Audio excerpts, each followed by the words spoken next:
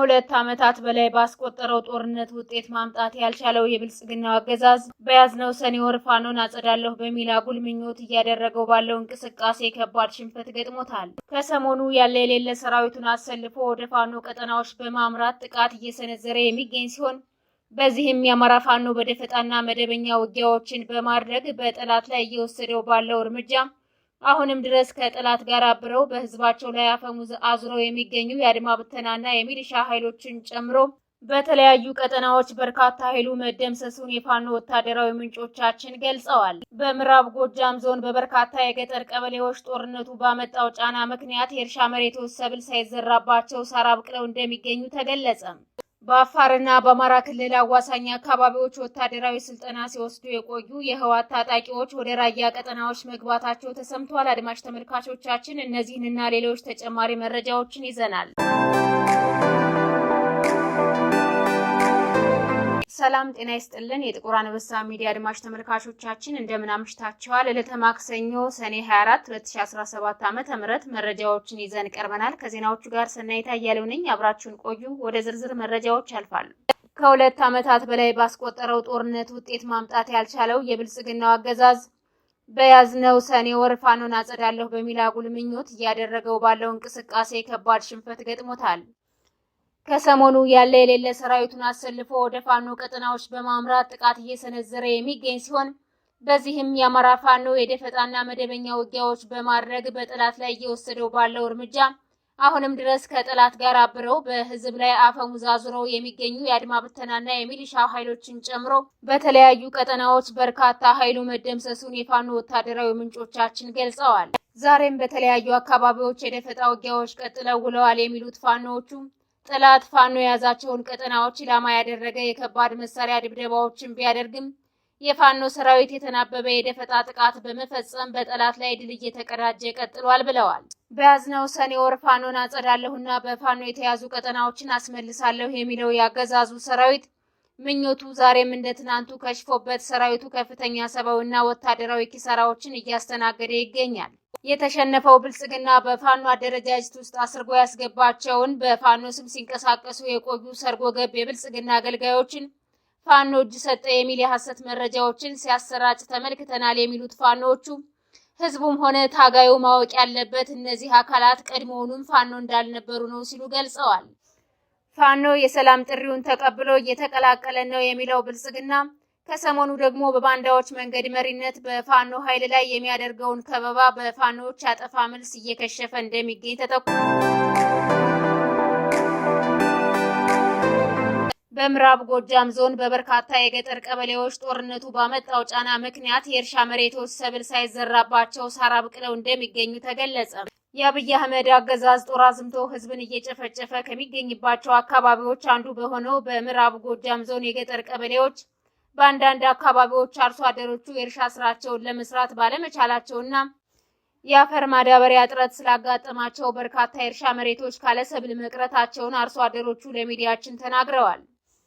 የብልጽግና ካድሬዎች ማዳበሪያ ሊጠይቅ የሄደውን አርሶ አደር ሁሉ ለውትድርና ካልተመዘገባችሁና ፋኖን የማትዋጉ ከሆነ ማዳበሪያ ልትወስዱ አትችሉም በሚል የዘር ወቅታችንን ሆን ብሎ አስተጓጉሎብናል የሚሉት አርሶ አደሩን በማስፈራራት ካድሬዎቹ የአፈር ማዳበሪያውን በጥቁር ገበያ ሽጠውታል ብለዋል።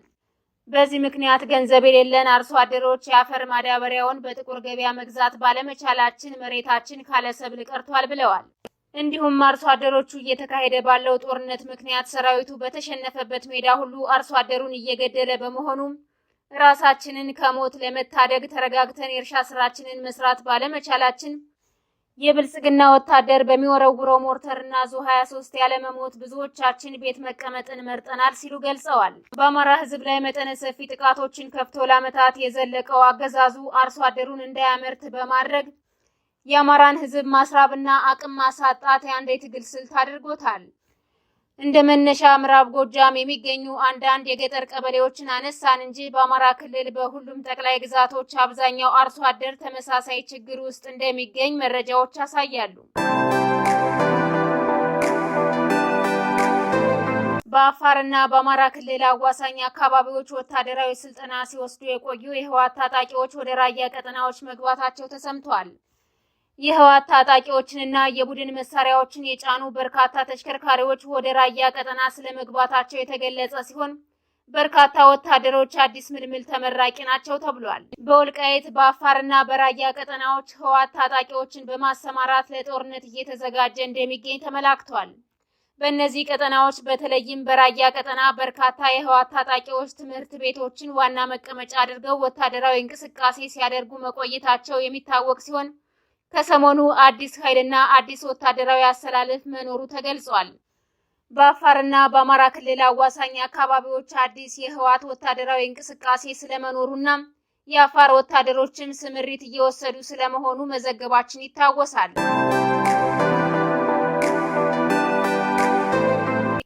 የአማራ ፋኖ ሸዋ ጠቅላይ ግዛት ህዝብ በተቆጣጠራቸው ቀጠናዎች ሁሉ እያደረገው ያለው ህዝባዊ ውይይት ተጠናክሮ ቀጥሏል።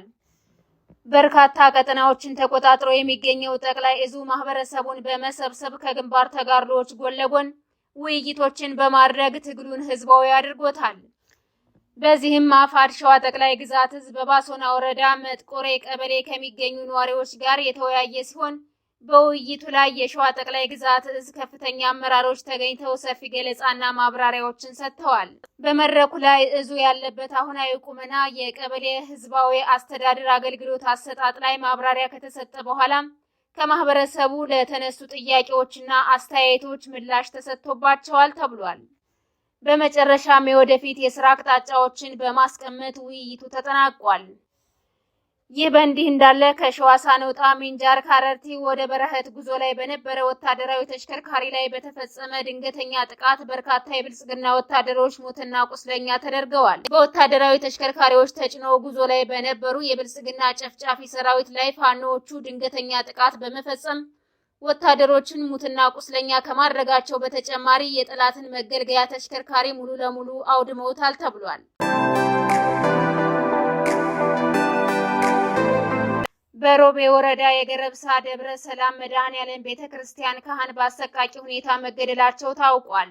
በምስራቅ አርሲ ሮቢ ወረዳ ቤተ ክህነት የገረብሳ ደብረ ሰላም መድኃኔዓለም ቤተክርስቲያን አገልጋይ የሆኑት ካህን ቀሲስ ተስፋዬ ረታም ሰኔ 21 ቀን 2017 ዓ.ም ከምሽቱ 1 ሰዓት ተኩል አካባቢ በታጣቂ ኃይሎች በአሰቃቂ ሁኔታ መገደላቸው ተሰምቷል። የካህኑ ባለቤት በተመሳሳይ ሁኔታ መገደላቸው የተገለጸ ሲሆን አካባቢው ካህኑ ተወልደው ያደጉበትና ከድቁና ጀምሮ በአሁኑ ወቅትም በቤተ ክርስቲያኑ በቅስና ማዕረግ እያገለገሉ እንደነበር ተነግሯል። የካህኑ የቀብር ስነ ስርዓት ሰኔ 22 ቀን 2017 ዓ.ም ከቀኑ 5 ሰዓት በሮቢ ደብረ ጽዮን ቅዱስ ማርያም ቤተክርስቲያን መፈጸሙ ታውቋል። በዚህም በአሁኑ ሰዓት በወረዳው እየተባባሰ የሚገኘውን አፈናና ግድያ በመፍራት በአካባቢው የሚኖሩ ምዕመናን ከተማውን ለቀው እየተሰደዱ መሆኑን ተጠቁሟል። የተከበራችሁና የተወደዳችሁ አድማጭ ተመልካቾቻችን ለዛሬ ያዝንላችሁ መረጃዎች እነዚህን ይመስሉ ነበር። የዩቲዩብ ቻናላችንን ላይክ፣ ሼር፣ ሰብስክራይብ እንድታደርጉ በአክብሮት እንጠይቃለን።